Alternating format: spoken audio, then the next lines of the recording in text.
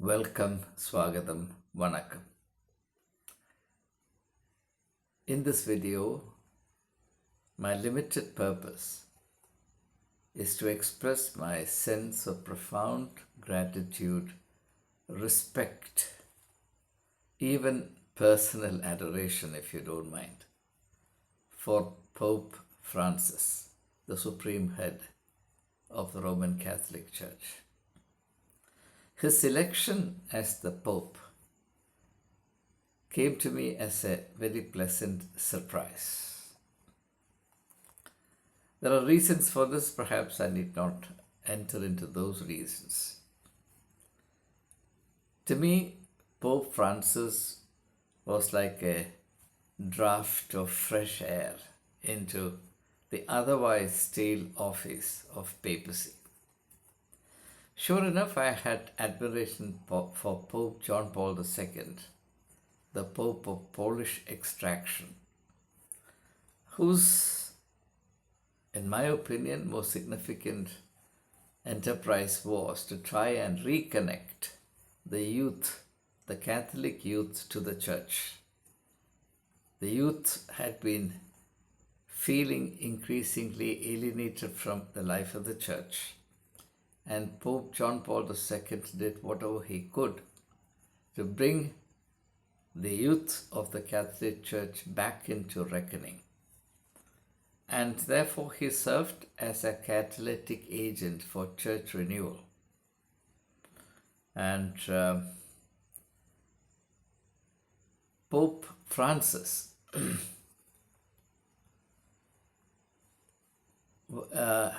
gave to that particular phenomenon of church renewal a much wider scope. To me, some of the greatest contributions for which Pope Francis will be remembered and deserves to be remembered in the decades ahead are, first of all, he did not allow himself to become a prisoner to the office of papacy. It's not an easy thing to be the Pope for various compelling historical reasons. Papacy is not what it appears to be from the outside. Inside of it, there are very severe pitfalls, major wire pulling, sometimes brutal politics. At any rate, the dominance of mammon, the money question. Everything about the papacy is so rigidly organized that it is not possible, except for a man of extraordinary courage, particularly courage born of faith, to rise above those limitations and to put his personal signature on the character of the papacy. And I'm astonished and encouraged that Pope Francis managed to do this very thing more successfully and effectively than perhaps anybody else in our living memory. There are two types of people, that is, in relation to high offices. The majority of the people covet high offices, and when they prove successful, occupy these chairs and enjoy the benefits thereof. They're extremely careful not to upset the apple cart, not to do anything that would cause backlashes against them. And therefore, they waste the opportunities comprehended in that office and keep the seat warmed, as it were, and disappear into the oblivion of history. But there are a few individuals here and there, now and then, who believe that they need to bring a new sense of vitality and purpose, a new experience of hope into the office that they come to occupy. And Pope Francis was one such. And we all have to be. I'm not a Catholic. Many of you are not Catholics, but I think Pope Francis becoming the supreme head of the Catholic Church has done the Christian community worldwide a great deal of good. I'm particularly grateful to Pope Francis for making the very unambiguous, explicit, emphatic statement that salvation is not necessarily through the church. Now, I'm sure you know what it means for a pope to say that, because the Catholic Church for centuries taught that salvation was only through the church. And that was actually, if you look at that particular claim in the light of the teachings of Jesus Christ, it was a claim that should have been branded as heresy. Heresy in relation to the true teachings of the Bible. The idea that salvation comes only through church is completely contrary to the idea that salvation comes through faith in Jesus Christ. Anyway, I don't want to elaborate on this because it's not the occasion for it. And Pope Francis has won our gratitude, our respect, by correcting this mistake and orienting the conscience of the global Christian community more towards the biblical position than to the Orthodox Catholic Church position. I'm also grateful to the Pope for looking beyond the confines of the Church. Perhaps more than most others in this great office, Pope Francis has done to uphold the divine ideal of justice to especially people outside the Catholic Church.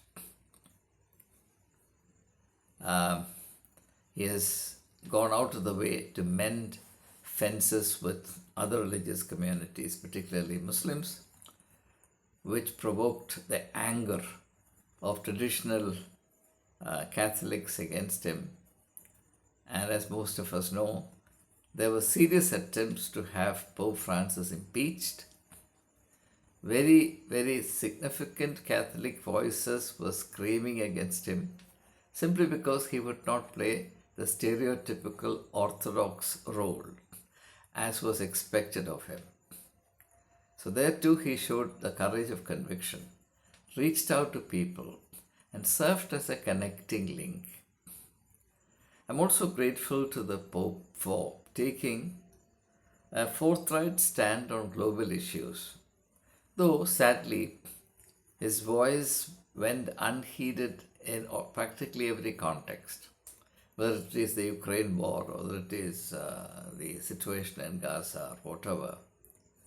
Unfortunately, papacy does not any longer have the kind of impact or authority it used to have. But he bothered, he cared enough to take a position and to articulate it.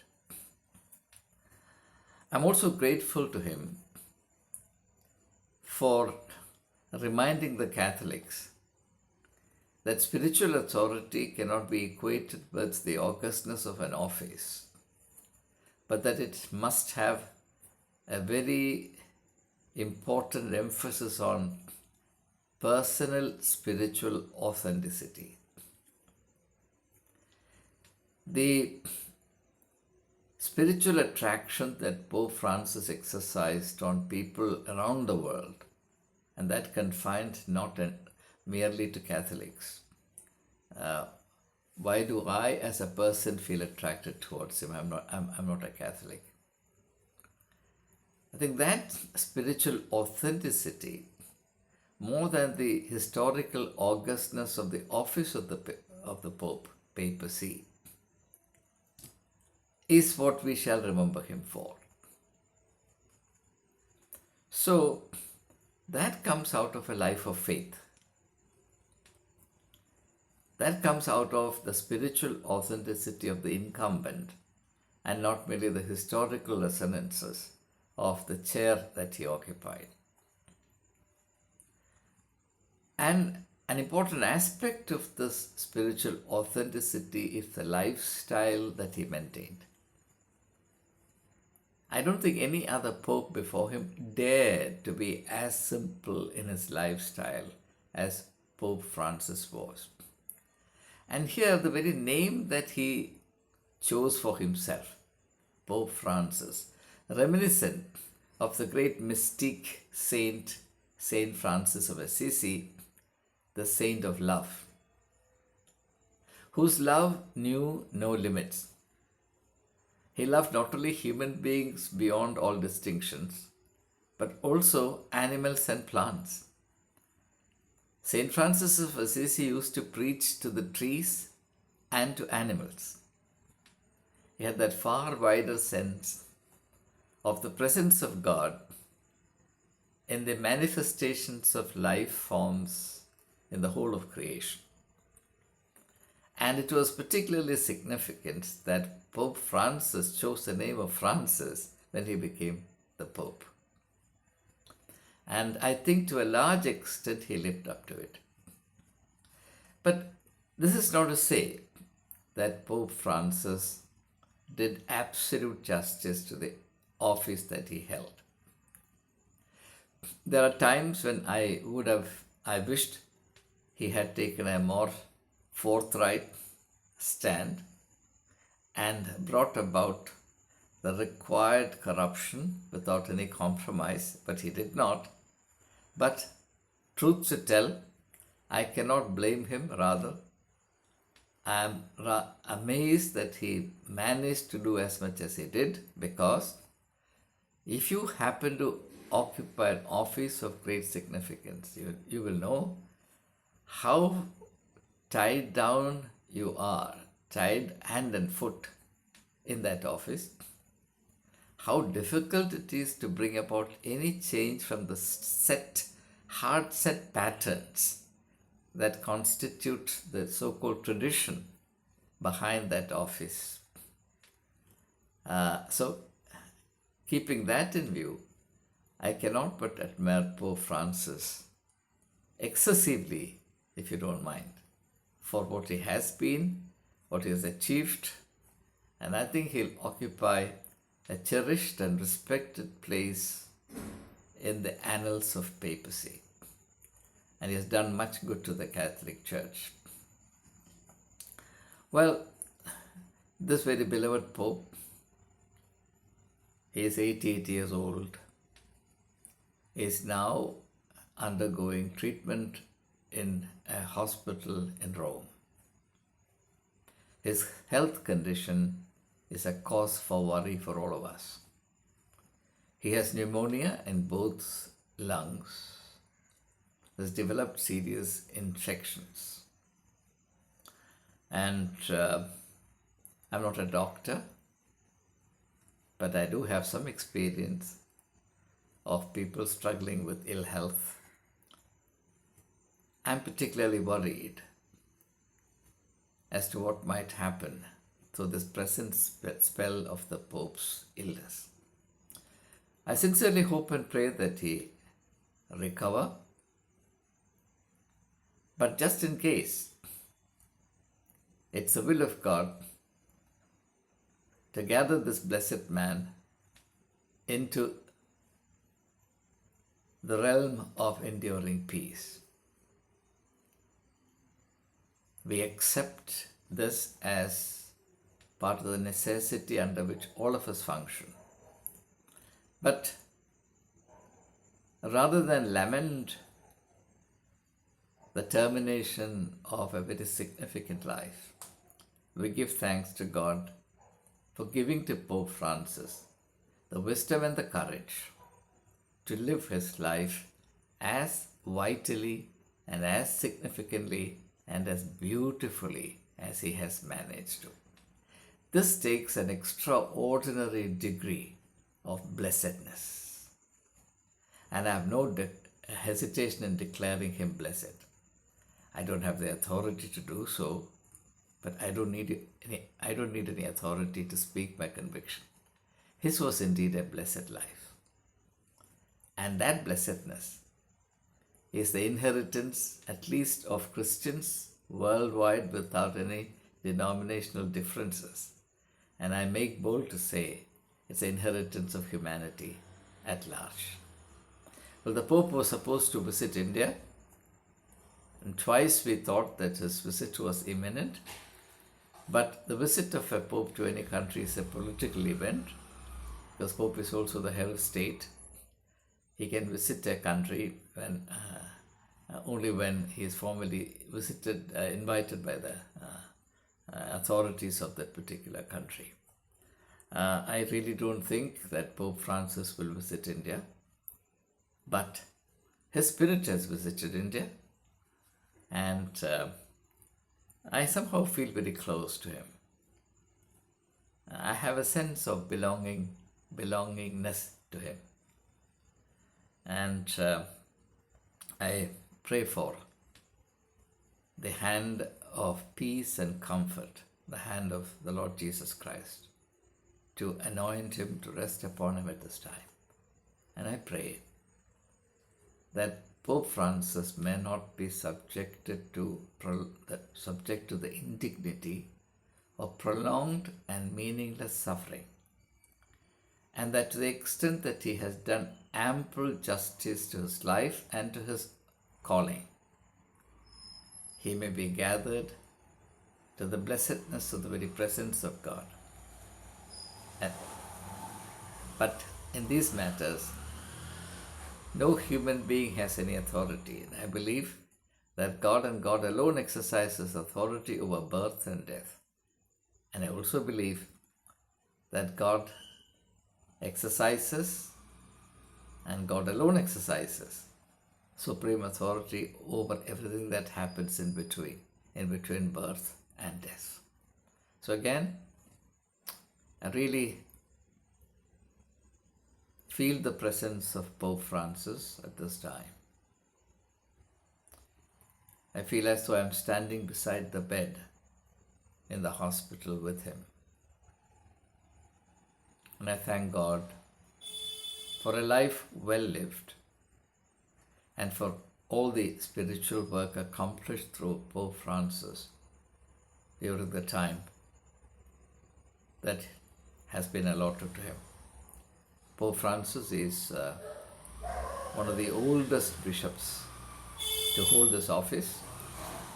So he has had a long, rich, meaningful, eventful, impactful life. That's a cause for celebration. This is not a time for sadness. It's a time for true gratitude to God. But it's also a time for each one of us to introspect whether or not we are living significantly. It's not enough that we thank God for a life like that of Francis, for the significance with which he lived his life. Every life as well lived as the life of Pope Francis is also an invitation for each one of us to ask ourselves the question as to how we are leading our own life. Are we doing justice to ourselves? Are we mindful of God's purposes behind our creation? Are we leading as significant a life as we possibly can, within our limitations, no doubt? But our limitations need not be our excuses. And I believe that a believer is one who renounces the luxury of looking for excuses. Pope Francis did not look for excuses. He discharged his duties to the best of his ability. Therefore, I'm sure that he'll hear from his master these wonderful words, "Well done, thou good and faithful servant." Thank you. All the very best.